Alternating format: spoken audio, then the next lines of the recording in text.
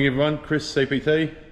So have a quick little recap of the weekend.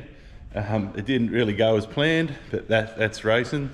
So as you would have seen, Thursday night it was the late one. We didn't get to bed till 12:30, 1 o'clock. As I sat in the car, you see in the last video, we had to cut the side intrusion bars out and lower them and move the seats and all the rest of the stuff. So come Friday, I was back up early, come in and finish all the other stuff off, get the car sorted, help get the green drift car going and all that stuff. Run in to get this thing wheel aligned. It was on the wheel liner forever because it was way out. Anyway, got all that sorted. On the Friday, I didn't get down to rally till about 4 o'clock, 3 o'clock. Oh, it was late. Time we got set up. So I could have a little drive on the track and fill the car out.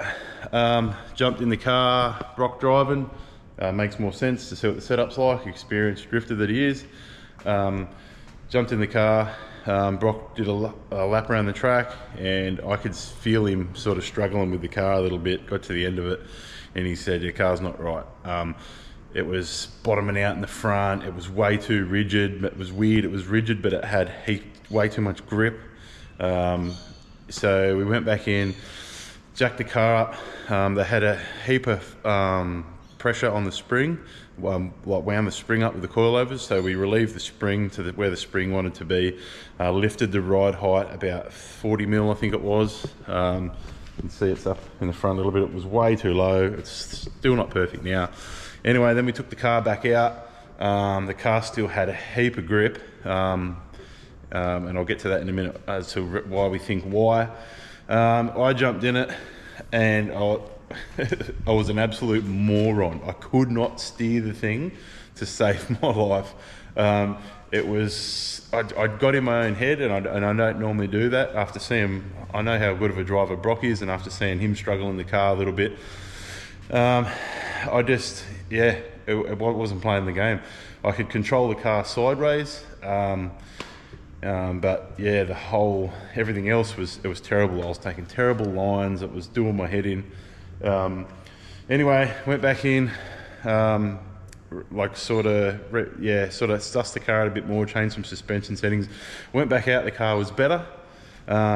Just started to sort of drive through the grippy portion, like how the grip, and start to understand it a little bit. The car turned off on the main straight.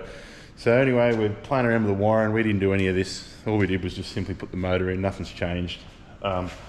So it's something to look at now. We did fix it. We got to the bottom of it. Got it started. Got up into the pits. Rewired it all.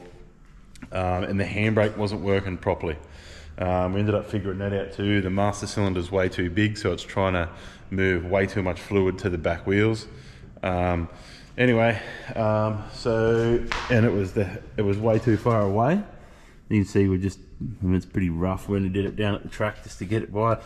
Welded a plate in there, and you can see how the plate, we didn't have a gusset in there at first. I was pulling on it that hard, trying to make it work, that it ended up bending that plate, so I had to put a little gusset in there. Anyway, that'll all be going, it's all junk. We just did it at the track to try and get us through the event. Anyway, so that was Friday. So really I had no seat time in the car, still struggled. Got in my head, because I know I can handle a car a lot better than I was. Went back out Saturday morning, I think it was. Yeah, Saturday morning I went out for practice, struggled a little bit again. I was getting overwhelmed by the whole situation, and it was really getting to me because that never happens to me. Like, I'm no stranger to motorsport or fast cars or any of that. Anyway, after I did that, I went back, I think it was the first or second lap. Took the wrong line, overcooked it, hit a ripple strip, and cracked the sump. Oil leaking out everywhere. Luckily I realised, or someone down there brought it to my attention, thank God, and shut the car down, pulled up the pits, and I missed qualifying, so I didn't even get to do a qualifying run or practice. So it sort of dampened the spirits a little bit.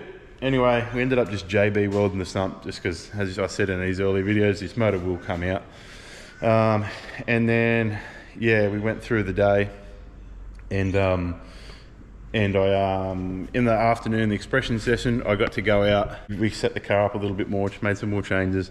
I got to go out and actually feel the car out, and I actually felt like I started to understand the concept of it all. I figured out what I was doing. The main thing that was what was stuffing me up, in my opinion, was the whole handbrake thing. I didn't understand it. I wasn't pushing the clutch in properly.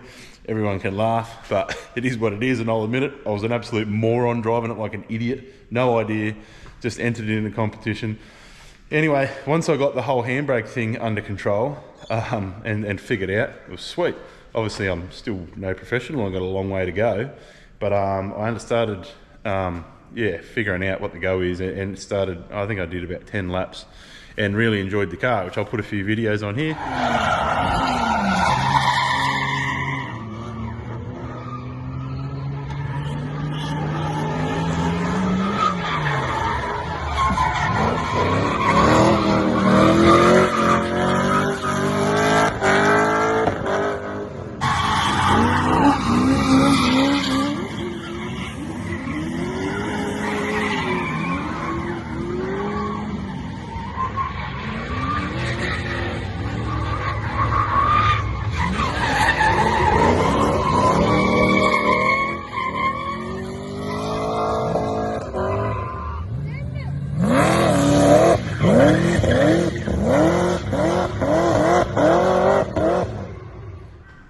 I'm going to go down this Saturday and get a bit more seat time, because obviously I need it. So it was really frustrating weekend. If I had driven like I did on Sunday afternoon in the competition and come dead last, I wouldn't have cared, would have been happy. But because I was doing the dumbest things, because I was doing the stupidest things, and I knew I could drive so much better than I was, it just frustrated me so much. So anyway, that's enough of that. I'm going to go down on Saturday. I'm going to get some more seat time, and I promise you I will get better at it, because I really still did enjoy it once we sorted it all out on Sunday. Brock took out the win for the pro class. Very impressive to watch. There were some very good drivers there. That pro line across the top of the hill, for the people that were there, it was fast. I couldn't imagine turning a car in and accelerating over a blind hill like that. That's insane. So much respect to all the guys that did that, but I am aspiring to do that one day. I'll throw a couple of videos up here. This was Brock's first battle. Okay, here we go. Top performance tuning, green S13.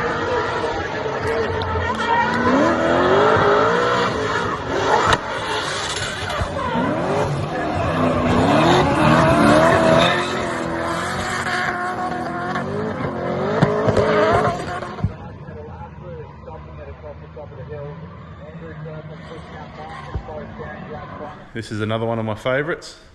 Leading out Dolby. What? What's he doing? He got away with Down it. at one stage or another, I reckon. Top performance tuning, perfect, something for Dolby. There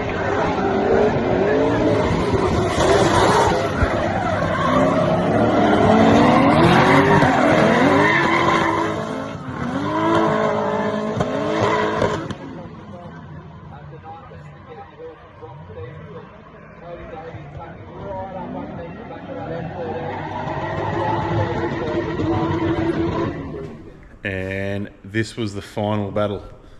car number 11, Brock Stevenson leading out. Travis Roberts, let's see how we get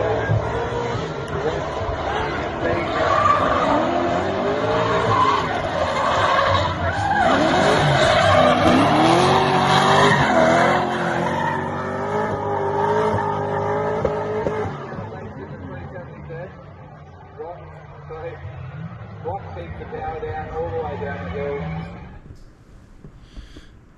The video doesn't do it any justice. The speed that them boys were going across the top of that hill, and yeah, there was a few cars into the wall and whatnot, and you can see why. There's just absolutely no room for error on that track. Yeah, it was pretty cool.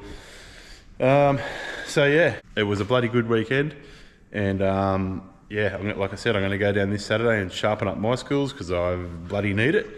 And trying to keep learning as much information as I can out of Brock. I'm super privileged to have a guy like him in my corner to show me the way. And yeah, I really bloody enjoyed it. Yeah, another thing that I struggle with, I didn't even realise, I should have looked into all this stuff, which I normally do, but the back wheels on this car are 10 inches wide. It only has 2 3.5s on the back of it, but they're a sticky compound and they're stretched over a 10-inch rim, so it's got a pretty big footprint. So that wouldn't have been doing me any favours the first time we took the car out. The amount of grip for me and somewhat of my ability to drive, it was insane. So we ended up swapping it to some 8.5-inch rims with some different tyres, and it freed the car up a hell of a lot. So on Saturday when I go down there, I'm planning on, I'll put another set of tyres on them rims, and then try and change the suspension settings to grip the car up a bit more as I progress, and then I'll get these back on and start trying to drive it with these on, and just keep trying to better myself that way. To the point where we need more horsepower, and the moment we need more horsepower, that 6 litre will be going in. So a heap of people in the comments have been saying leave the single plane manifold on it and run it as it is. Pretty sure that's what we're going to do, except I'm on the fence, but I'm pretty sure I'm going to lose the carb. I just don't know how that would go with the whole drift thing. So just because I want to try and do it, so I can say I've done it. I think we'll be leaving the factory ECU in it. I just get because this is obviously an LS1 computer, and that's a 58.4 trigger system on that 6 litre.